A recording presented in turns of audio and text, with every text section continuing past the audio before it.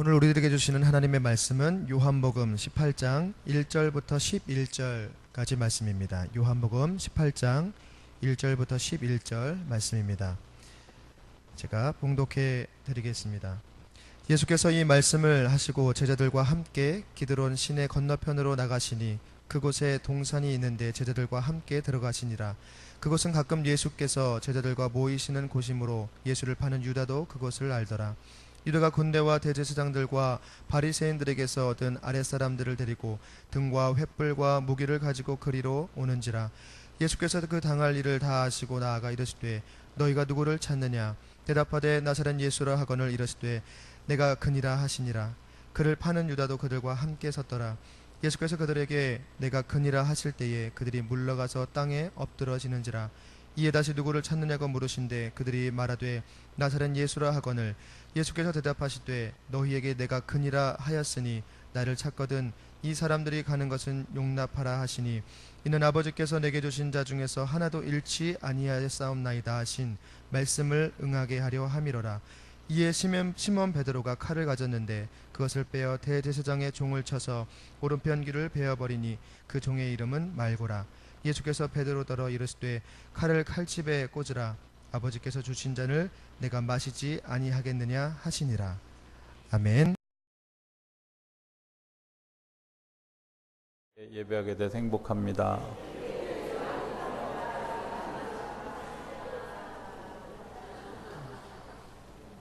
오늘은 함께 예배하게 돼서 행복한 분들이 여러분 있어요. 우리 이종근 권사님 자녀들이 같이 와서 예배하고, 우리 주영준 권사님도 중국에서 잠시 들어오셔서 같이 예배하고, 우리 마닐라 한인교회 그 담임 목사님 사모님이 이제 딸 수술 때문에 오늘 새벽에 한국에 왔는데 오늘 같이 예배하게 됐습니다. 감사하고 딸 아들 같이 왔습니다. 우리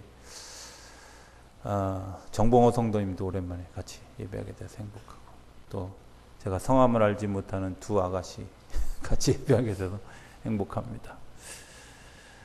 요한복음을 우리가 지금 같이 묵상하고 있는데, 요한복음은 크게 세 부분으로 나눠져 있습니다. 1장부터 12장까지 예수님이 행하신 일들, 예수님의 사역들, 이런 일들이 기록되어 있고, 13장부터 17장까지는 예수님이 돌아가시고 난 다음에 어떤 일들이 일어날까, 그것을 제자들에게 확인시키고 예언하고 이제 그것들을 준비하게 하기 위한 시간들, 그리고 18장 이후는 예수님이 그 일을 위해서 구원의 행동을 베푸시는 실천적 모습이 18장부터 나옵니다. 이제 오늘부터는 이제 실천입니다.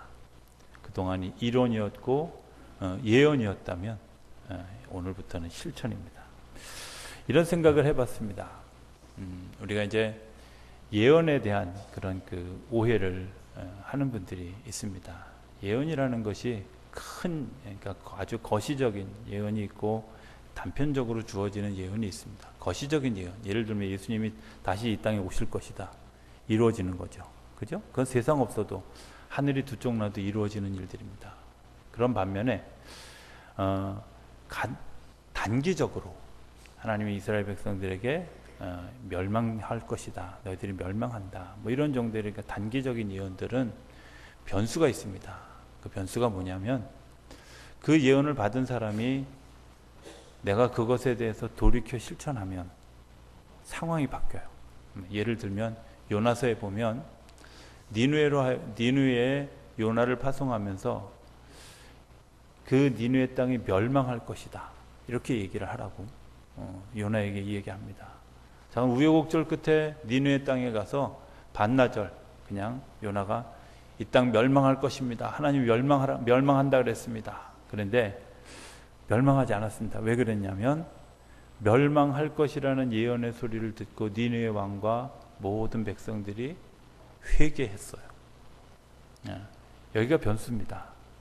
단기적인 예언의 변수는 뭐냐면, 사람들이 그것을 돌이켜서 내가 회개하거나 아니면 순종하지 않거나 이럴 때 그 예언이 이루어지지 않는 것을 보게 됩니다. 하나님이 많은 선지자들을 통해서 예수님이 이 땅에 오심과 예수님의 죽으심과 예수님의 부활하심에 대해서 예언했지만 중요한 것은 예수님이 그것에 대해서 나는 못합니다 하고 거부하면 그 역사는 이루어지지 않는다는 겁니다. 오늘 우리에게 주어진 어떤 책임이 있는데 이 책임이 그 하나님이 나에게 주어주신 어떤 삶의 목표이기도 하고요. 이런 목표를 내가 순종하지 않으면 하나님이 그 일을 이루실 수 없다는 거예요. 그래서 오늘부터 이어지는 이 실천적인 면은 굉장히 중요한. 그런데 예수님이 이 일을 실천하려고 맘먹을 때 세상이 참 어지러워요. 18장을 이렇게 보면서 제가 마치 배를 타고 배멀미하는 것 같은 기분을 느끼게 할 만큼 아주 혼잡스러운 얘기예요. 가장 첫 번째 나오는 사건은 예수님을 3년 동안 열심히 따라다니던 가룟 유다가 돈 받고 예수님을 파는 황당무계한 사건이 있죠. 세상 사람들도 용납할 수 없는, 정말 이해가 안 가는 그런 짓을 하는 가룟 유다의 모습이 18장에 나오고요.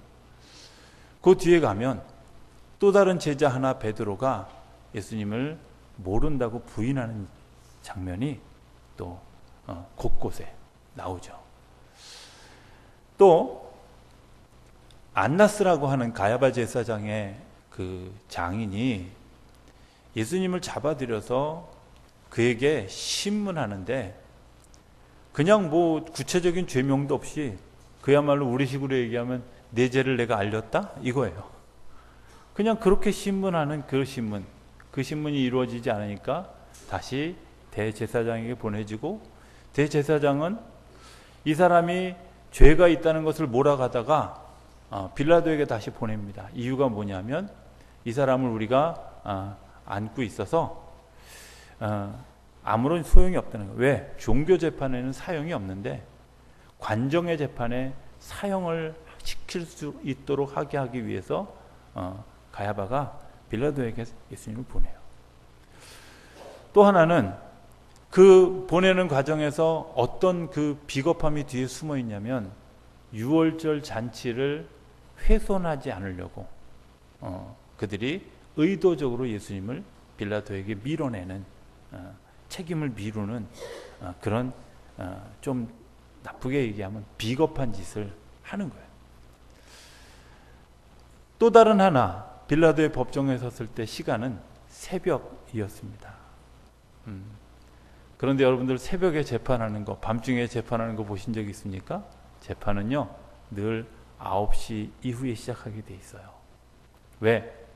공정한 재판을 하기 위해서는 해가 있어야 된다고 하는 것이 법을 만드는 사람들이 가지고 있는 기본 원칙이에요. 그런데 예수님의 재판은 새벽에 이루어졌어요. 빌라도도 예수님이 뭘 잘못했는지를 모르는 거예요. 계속해서 엉뚱한 신문을 하죠. 그 엉뚱한 신문을 하는데 예수님이 역시 엉뚱하게 대답해요. 그 사람들이 볼 때는. 그런데 거기에 이렇게 굉장히 끊임없이 잘 흐르는 아주 중요한 그런 맥 같은 게 하나 있습니다. 그 맥이 뭐냐? 예수님의 관점과 세상 사람들의 관점이 다르다는 거예요. 예수님이 바라보고 지향하는 점과 사람들이 바라보고 지향하는 점이 다르다는 거죠. 사람들이 바라보는 것은 뭐냐? 이 예수라고 하는 어떻게 생각하면 그 시대의 이단자, 그 시대의 어떤 그런 뭔가 이렇게 개혁을 일으키려고 하는 이 사람을 처단해야만 우리가 이 소란에서부터 벗어날 수 있다. 이렇게 생각하는 시선이 있는 거죠. 그런데 그런 시선을 가지고 있는 그 사람들이 아주 비합법적이고 비윤리적이고 그리고 정말 아주 정상적이지 않은 방법으로 지금 예수님을 계속해서 고발하고 예수님을 끌고 가고 있다는 거예요. 저는 이런 상황들을 보면서 이런 생각을 하게 됩니다.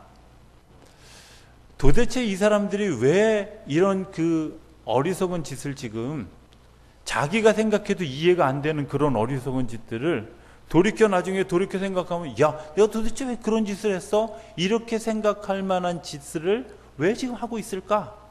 왜 하고 있을까? 생각해 보면 그들의 시선이 엉뚱한 데 있다는 거예요. 제가 수요일날 잠깐 얘기했습니다마는, 사람이 눈이 머는 경우가 있어요. 눈이 머는 경우가 뭐냐면, 돈독이 오르면 눈이 멀더라고요. 그죠? 돈독이 오르면요, 형제도 안 보이고 사람도 안 보이고 친구도 안 보이고 다 또 편견에 사로잡히면 눈이 어두워져요. 그래서 내가 선입견을 가지고 편견을 가지고 어떤 사람에 타서 바라보면 그 사람은 내가 빨간색이다 이러면 전부 빨간색이야. 이런 시선이 어두워지는 일들이 우리 가운데 있어요. 여러분들, 그런 것이, 지금 이 사람들의 시선을 어지럽게 하는 것이 뭐냐? 모든 것이 예수 그분 때문이다, 이렇게 생각하는 거예요.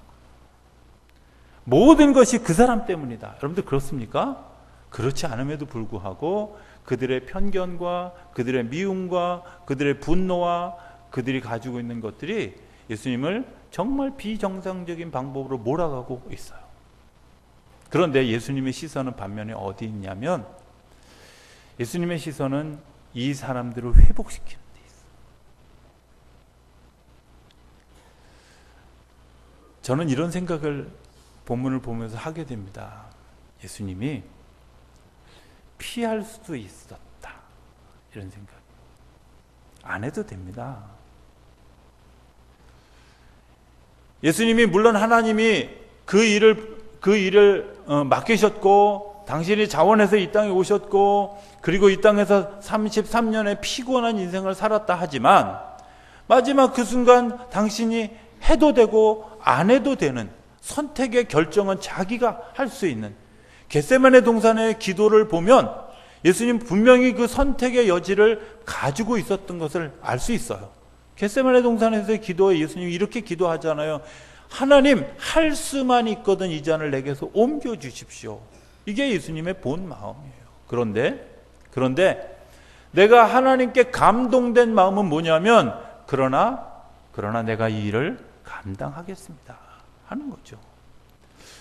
여러 가지 사건과 여러 가지 불합리한 것들을 지적하면서 예수님이 이야기할 수 있습니다. 어떻게 제자가 나를 팔 수 있어? 어떻게 네가 나를 부인할 수 있어? 어떻게 새벽에 재판을 해? 그리고 제사장도 아닌 전 제사장이, 그리고 제사장의 장인이 어떻게 나를 끌고 와? 이렇게 데모하고 시비할 수 있는데도 불구하고 예수님이 한마디도 하지 않고, 오늘 오히려 본문에 보면 가룟 유다를 앞세워서 데리고 온 그 사람들 앞에서 그 사람들이 예수를 두리번 우리가 찾는데, 오히려 당당하게 나가셔서 너희가 누굴 찾느냐? 예수를 내가 그 사람이다.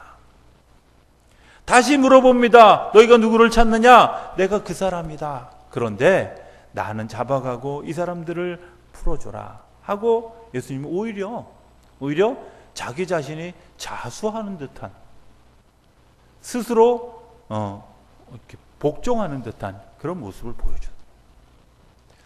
예수님의 관점이 어디 있었을까? 예수님의 관점은 이 사람들이 회복되어야 되고 다시 일어서야 된다고 하는 사실을 알고 있는 거죠.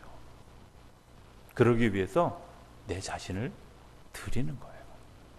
내 자신을 내어놓는 거죠. 예수님이 우리에게 베풀어 주신 사랑을 종종 사람들은 어떤 놀라운 사건이 일어나야 된다, 그렇습니까? 저는 그렇게 생각하지 않습니다. 그냥 나에게 베풀어주는 작은 한마디. 저는 성경을 읽으면서 화요일 날인가 이 성경을 읽으면서 내가 그니라 하고 그 말씀을 읽으면서 정말 가슴속에 막 이렇게 울컥하는 그런 마음이, 어리석은 짓하고 비합리적인 짓을 하고 하는 나를 향해서 내가 너를 구원하기 위해서 스스로 예수님이 내가 그다, 나를 잡아가라 하고 당신을 소개하는 예수님을 보면서 마음에 굉장히 뜨거운 감동을 느꼈습니다. 그렇지 않습니까? 저는 종종 그런 생각을 합니다. 사람과 사람 사이에서 언어의 실수들이 있죠. 언어의 실수들이 뭐 아주 쉬운 예로 이런 거잖아요. 3일 동안 굶어서 배가 고픈 사람이 있어요. 배가 고픈 사람인데 당신 왜 그렇게 막 힘들어하냐? 배가 안 먹었다고. 그러면 그 사람에게 이렇게 얘기하면 실수죠. 아이고, 가게도 많고 라면 끓여 먹으면 되지 왜 그렇게 배를 골아? 이렇게 말하면 이거는 그 사람의 상황을 모르는 거죠. 뭐 그걸 몰라서 안 먹었겠어요? 그 사람의 상황은 밥을 구할 수 없는, 아니 라면조차도 살 수 없는 사람이었죠. 그 사람에게 정말 좋은 것은 라면 2개 사다가 같이 끓여서 둘이 같이 먹는 거죠. 밥 해줄 돈 없으면. 그렇지 않겠어요? 여러분들 그게 작은 한마디지만 그게 사랑의 고백입니다. 예수님처럼 커다란 것 아니라 예수님이 십자가에서 죽으심, 저는 그 이전에 예수님이 행하신 일이 있는데 그게 뭐냐? 예수님이 내가 그다. 내가 예수다. 내가 너희들이 찾는 사람이다. 나를 잡아가라. 이게 어쩌면 예수님이 십자가에 달리신 사건보다 더 크게 우리의 마음을 감동시킬 수 있지 않겠어요? 우리의 언어를 잘 살펴보면 사람을 감동시키기보다는 감정을 상하게 하는 일들을 행하게 될 때가 더 많이 있어요. 그래서 사람을 구원하고 사람들에게 새로운 생명을 주려는 희망을 주는 것이 아니라 오히려 지금 오늘 18장에 나오는 가론유다나 베드로나 안나스나 가야바나 빌라도처럼 사람들을 절망하게 만드는 사람들이 있다는 거예요. 저는 예수를 닮는다고 하는 것이 그런 것이라고 생각합니다. 예수를 닮는다고 하는 것, 내가 삶 속에서 그분이 행하신 그 시선을 따라서, 그분이 행하신 그 말로, 그분이 행하신 그 행동으로 이 세상을 구원해 간 예수님의 그 길을 내가 믿음으로 따라가는 것, 여러분들 그게 예수를 닮아가는 거죠.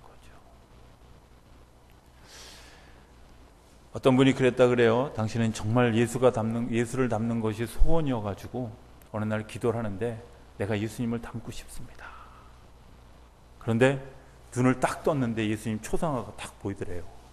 그래서 응답이다. 그래가지고 그걸 들고 성형외과를 찾아갔다고. 여러분들 그게 예수를 닮는 게 아니에요. 예수를 닮는다는 건 그분의 심성과 그분의 시선과 그분의 마음과 그분이 행하신 일들과 그분이 행하신 일들의 결과를 우리가 믿음으로 따라가는 겁니다. 예수를 믿는다고 하는 것이 무엇일까? 예수를 닮아가기 위한 건데 오늘 우리들의 삶에 예수님이 하시는 이론을 보았습니다. 그리고 예수님이 이제 떠나시고 난 다음에 어떤 일들이 일어날 거 다 들었습니다. 이제 중요한 것은 뭐냐? 예수님의 가신 걸음을 쫓아가는 겁니다. 저는 오늘 그런 질문을 좀 해봤으면 좋겠습니다. 여러분들은 누구를 쫓아가고 있습니까? 오늘 성경에 나오는 사람들 중에 가론 유다를 쫓아가고 있습니까? 아니면 베드로의 자리에 서 있습니까? 아니면 안나스의 자리에 서 있습니까? 아니면 가야바의 자리에 서 있습니까? 아니면 빌라도의 자리에, 아니면 회중의 자리에 서 있습니까? 아니면 고독하고 초라해 보이고 그리고 정말 비참해 보이지만 예수님 그 가신 길을 걸어가고 있습니까? 그래서 저는 물어보고 싶습니다. 예수님이 걸어가신 길은 우리를 회복시키기 위한 걸음인 줄로 믿습니다. 나를 다시 세우시기 위한 길인 줄로 믿습니다. 구원은 내가 그 길을 따라가는 겁니다.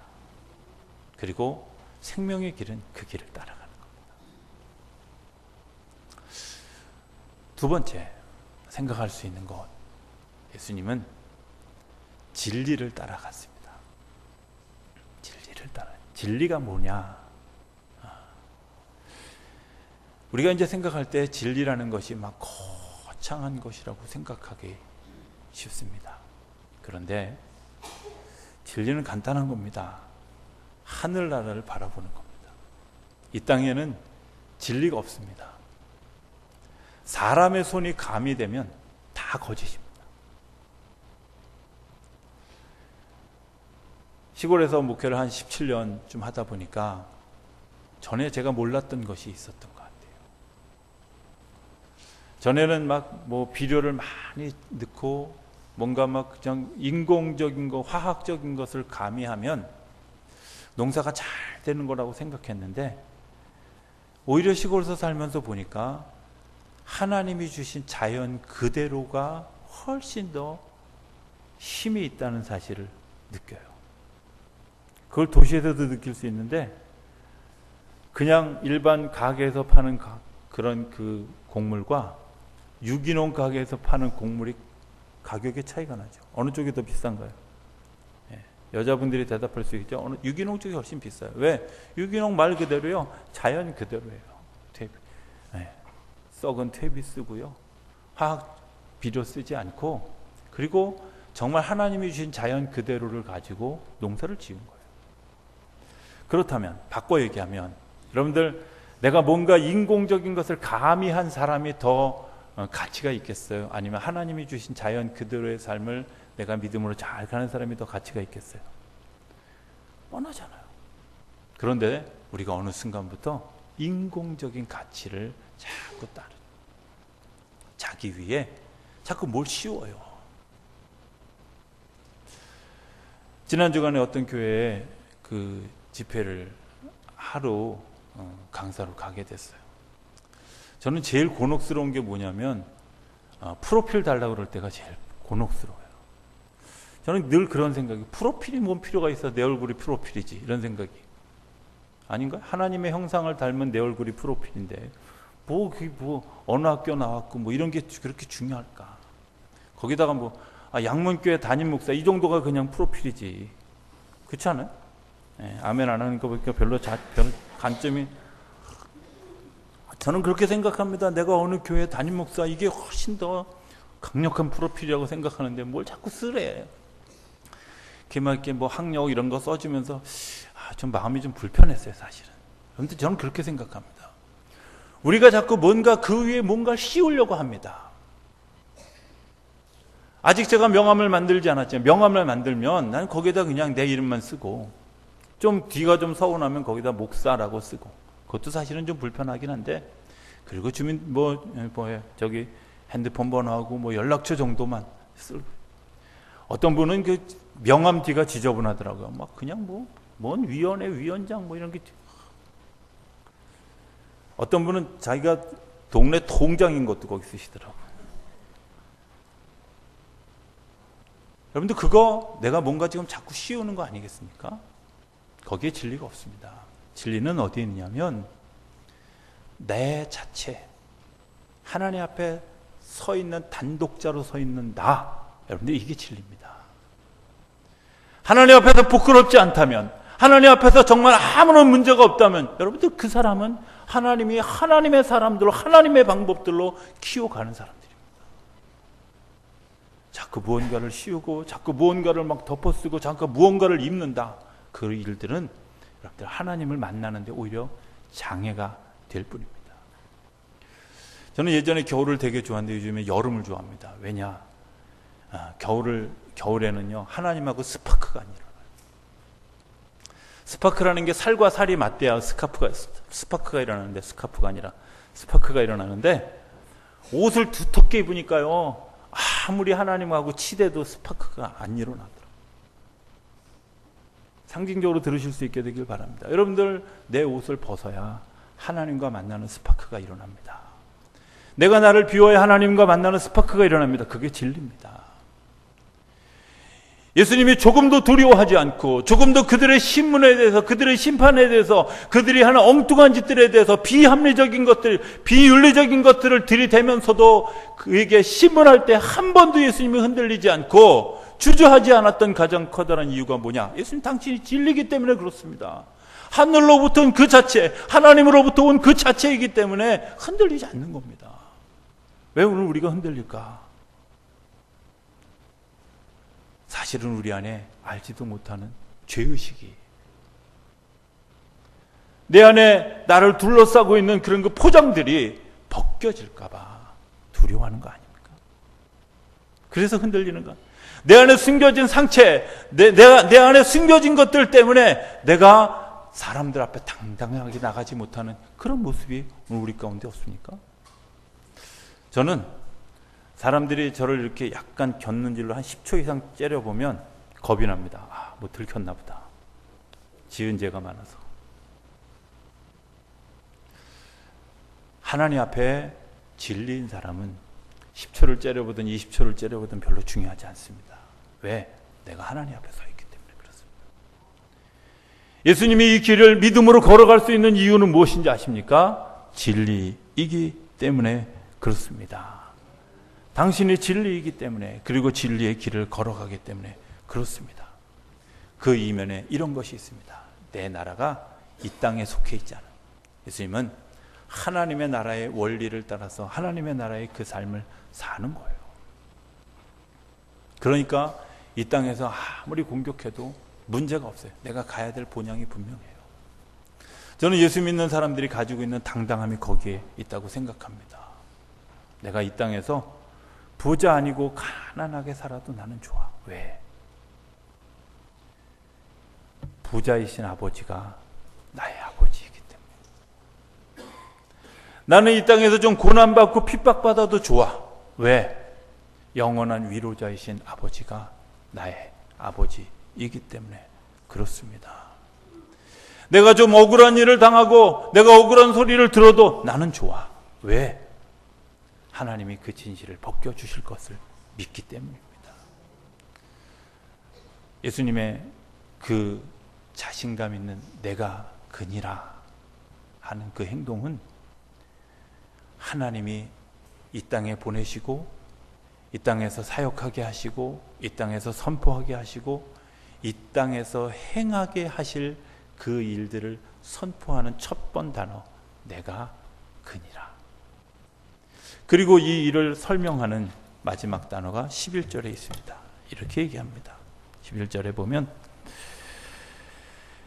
베드로가 칼을 빼가지고 그 하인에게 휘둘렀어요. 다른 성경에 보면 귀를 쳤다.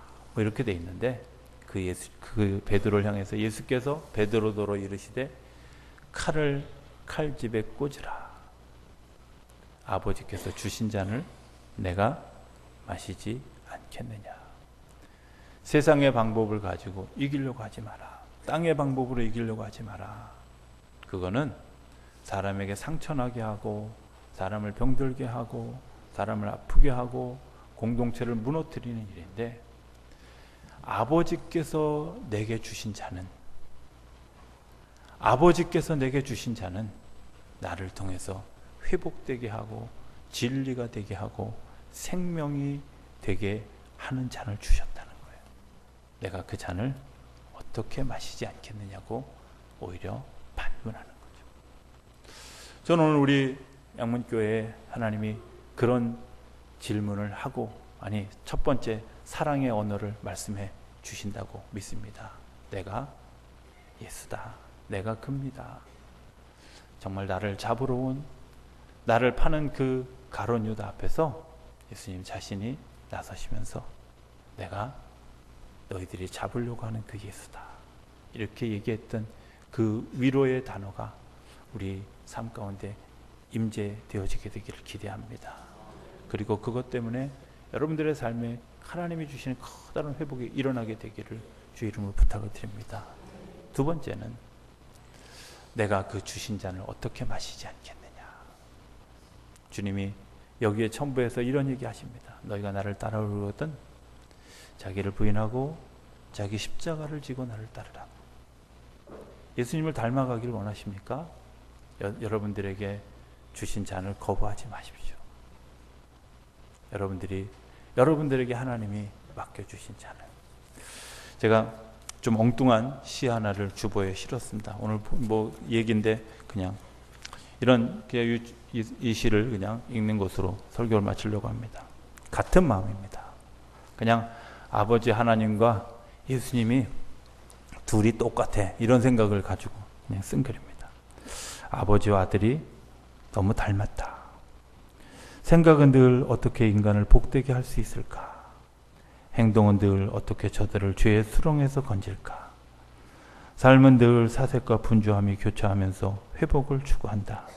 그리고 자신을 버려서 복을, 건짐을, 회복을 선물하는 것까지 너무 닮았다. 너무 닮았다. 마지막 너무 닮았다는 저와 여러분들의 것이 될 수 있게 되기를 주의 이름으로 축복합니다. 기도하겠습니다. 저희들을 사랑하시는 아버지 하나님, 저희들이 예수를 닮기 원합니다. 그 회복의 걸음을 걸어가도록 내가 그 예수다 고백하는 그 마음이 저희의 심령을 다시 새롭게 하여 주시옵시고, 저희들이 가야 할 길을 내가 그 잔을 마시지 않겠느냐 물으시는 그 반문이 우리의 가야 할 삶의 목표가 되어줄 수 있도록 축복하여 주옵소서. 그래서 어느 누구가 보아도 너무 닮았다고 그렇게 고백할 수 있는 우리의 삶의 역사가 열려지게 하여 주시옵시고, 우리를 통해서 생명의 역사가, 우리를 통해서 하나님의 구원의 역사가, 그리고 하늘나라의 축제가 열려지도록 우리 모두를 축복하여 주시옵소서. 예수님의 이름으로 기도드립니다. 아멘.